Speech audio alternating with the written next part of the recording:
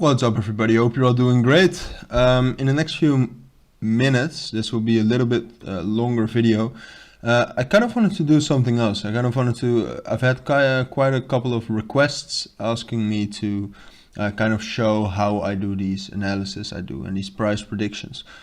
So in this video, I just kind of wanted to do an analysis with you. Yeah, and just pointing out some things I look at, things I think of. Of course, technical analysis is also a lot of experience and getting to know certain patterns. But there are definitely things that I can tell you within a short video, and I can at least show you how I do these analysis. So exactly how I would do it for any crypto. Only cryptos though. If you wanted to do stocks or forex, it would be different because just certain things work better with cryptos and less good with stocks, forex, and those kind of things. So first of all, I do want to tell you there has been a lot of in the whole crypto sphere there are a lot of people saying that technical analysis is bullshit, and a lot of people have been commenting like, you don't know what you're talking about, it's just technical analysis. If good news comes out, it doesn't make sense, and which is true. I mean, you should know, I try to say this as often as possible. News and fundamental big things such as a new corona variant are more important than technical analysis. I mean, technical analysis is at the bottom of the ladder in those kind of things. If good news comes out for crypto or for a certain coin, obviously it's going to go up, and it will probably ignore the first 2 to 3 resistance areas. You should know that, and you should always keep track of the news. And that's true. And technical analysis, definitely with crypto, you cannot predict the future. It's just very difficult. What you can do is find areas of interest which are more likely. I mean, trading is a chances game. You're thinking of more likely to find support there, more likely to find resistance there. You can find high confluence areas. So those are areas where a lot of indicators, for example, come together. That makes it a high confluence area, and you can kind of, I mean, the chance is bigger that it will react to that area, and the more confluences, the bigger the move. So that is what you can do. You can gain a bias, and you can get these price areas which are, more optimized to sell at or buy at. So yeah, so I just wanted to get that out of the way. Now let's quickly get into how I do such an analysis. So first of all, you might not see this because I often do these analysis just on the 4 hour. I start at the weekly. So then I start with fibs. Basically because in crypto, fibs are actually worth a lot. They are the strongest thing there is because fibs thrive with volume. And in the crypto markets, often there is a lot of volume. So let me just put out a couple of these. So yeah, it's difficult because there are certain conditions I need these fibs to meet. For example, like if I draw this fib, you can see the price retraces to a little bit over the 382. If it would have retraced to the 0.5, I wouldn't have dragged it any further, because if it retraces back to more than 0.5, I have a better one right here. So from here to here, there it hits the 236 fib, then you can draw it up. But here you can actually see that it goes through the 0.5. If it goes through the 0.5, I'm actually not going to extend it all the way up to the top, because then, those are conditions, and based upon research, you can find that those cryptos are the most reliable things. But I think that's better to keep that for another video. So I start at the weekly with fibs, and I also wanted to say to you that I have these EMAs. I have 4 different ones. Time period 200, based upon candle close, 100, 50, and 28. They're color coded. Those are for support and resistance, so gaining confluence areas, but also to gain a sense of the trend. Obviously, they are lagging, Not if you use them for support and resistance, but they are lagging, as in the trend will obviously first reverse and then afterwards you will see the EMAs. But here you can see that if all of the EMAs are under the price, it's actually quite bullish, or it's in an uptrend, and those kind of things you can use. So now we're actually seeing that the EMAs are kind of going sideways, which could be a signal that we are actually going down, and we are. If you haven't noticed yet, if they're going sideways, price will consolidate. But yeah, still the price is above the 200 EMA. So if we're really zooming out, it's still bullish.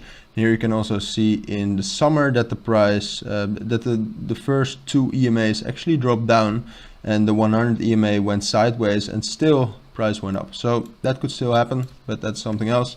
So that's what I start with, basically, with the fibs.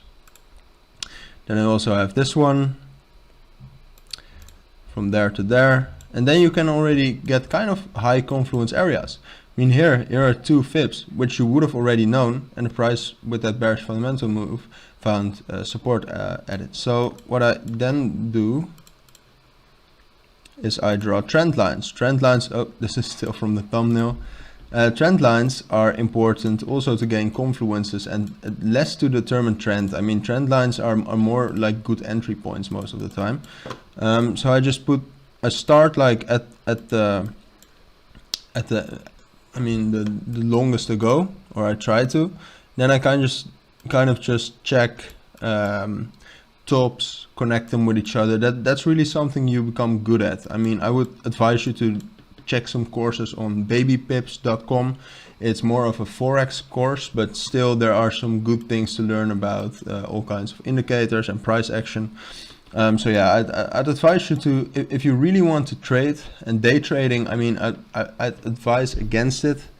It's really a full-time job, and a lot of people are promised a lot of money, and it just is not that easy. I'm talking out of experience. I'm still doing it, or kind of within a swing trading strategy, just because I have other things I want to do in life as well, and day trading really is a full-time job. But yeah, let's get right into the video again. So I draw these trend lines. Like, it's quite easy. You only need the real the strong ones. So on the daily, the higher the time frame, the stronger the things are. So fibs on the daily are stronger than the 4-hour. Trend lines on the daily are stronger than the 4-hour, and those on weekly are stronger than the daily. So then you can already see, like, here the price is actually struggling to get through, because this is the break retest of this trend line. Obviously, that's not the only thing, because you can also see that the price has found resistance and support upon that level more often. So the last thing I do on the daily is I look for these areas, which I call key levels, but they're basically support and resistance. I mean, support can turn resistance, and resistance can turn support. It's really that people learn them in two different ways. I'm kind of against that, but yeah. So here you can see one. And this is really something you become better at by just doing it. So I'm actually not going to draw this one, because you can already see two fibs. So it's already in my head that that is a good level, or a strong level. Same goes for that small touch. Excuse me. So now you have actually found some interesting key levels, which also function to gain areas of confluence again.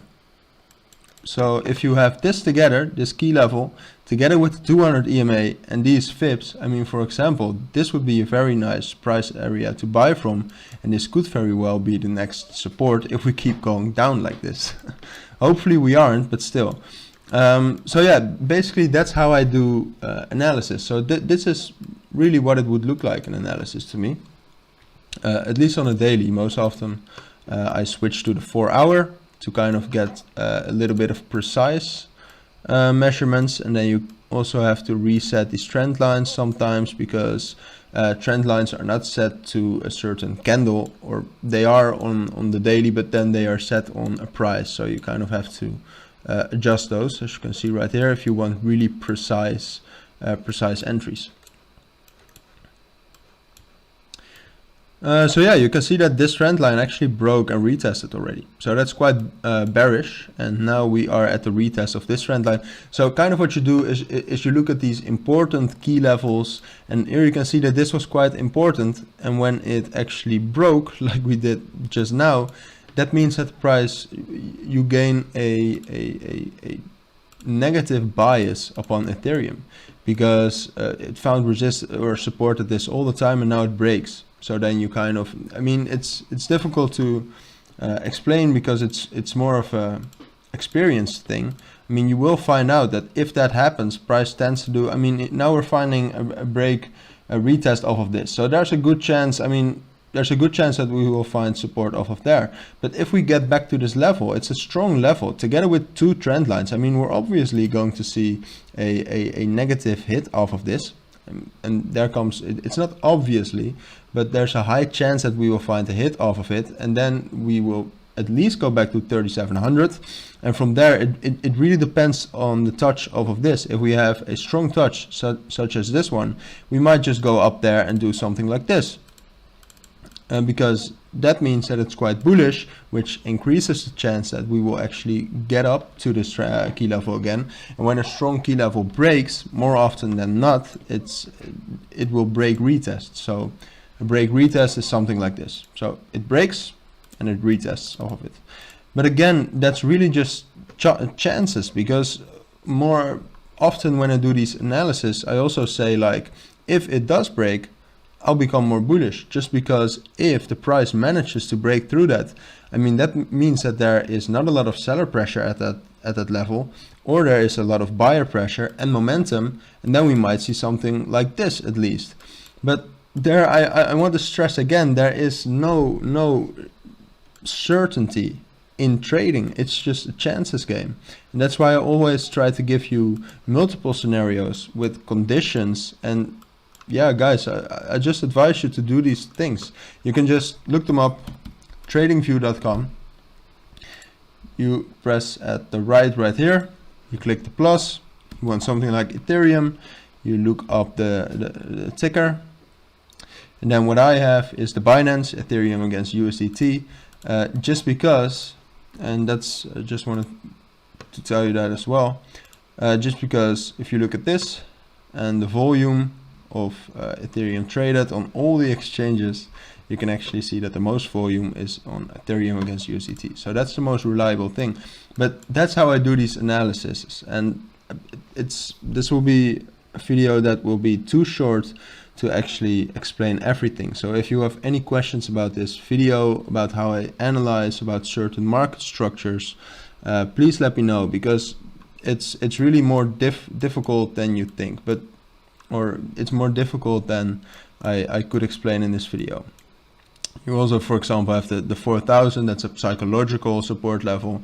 I'd really advise you to, if you really want to get into trading, look up babypips.com, check out the courses at least on technical indicators and price action indicators, price action things. And then you at least have some more knowledge. I think there are good videos on YouTube as well, but there's just a lot on YouTube of how to get rich quick and stuff, and that sucks for people who just want to learn something. But one thing you definitely can do now is at least set some Fibonacci's, get these key levels in place. Then you at least have some areas with high confluences, so there's a bigger chance that it will find support. So if you want to buy, if you want to sell, you could just place your sell limit a little bit under there if you think that that's a good sell area for you. I mean, you also always have to think about what's best for you.